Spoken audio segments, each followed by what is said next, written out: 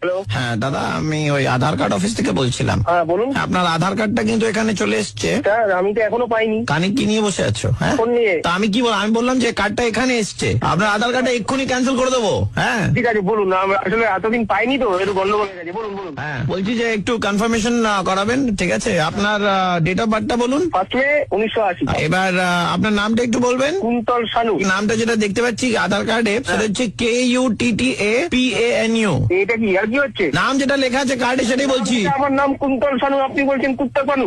অনেক পানু সিনেমা দেখেন কি? আপনার মতো কথা বলছেন কেন? পানু ফানু আসবে কোত্থেকে? কার্ডে লেখা আছে সেটাই বলছি, কুত্তা পানু নাম লেখা আছে আপনার। আরে এতদিন ধরে এগুলো নিজে হচ্ছে না, তারপরে যাও বলে না, তাও ভুলবার। কানের গোড়ায় দেবো। যদি আপনার বাড়িটা কোথায় বলুন তো, আপনি কোথায় থাকেন? বাড়ি কি আমার অফিসে চলে আয় শালা, অফিসে আয় শালা।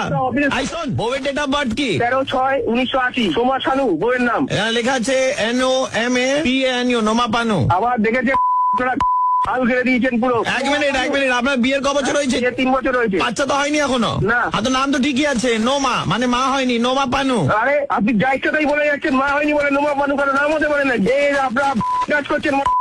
না না, আপনি এত গালাগাল দিচ্ছেন দাদা, এটা ঠিক নয় কিন্তু। গালাগালি দিচ্ছে, কেলাইনি কে, এবার কেলাবো পাড়া থেকে ছেলে নিয়ে গিয়ে এবার। নিজের ক্ষমতা নেই না?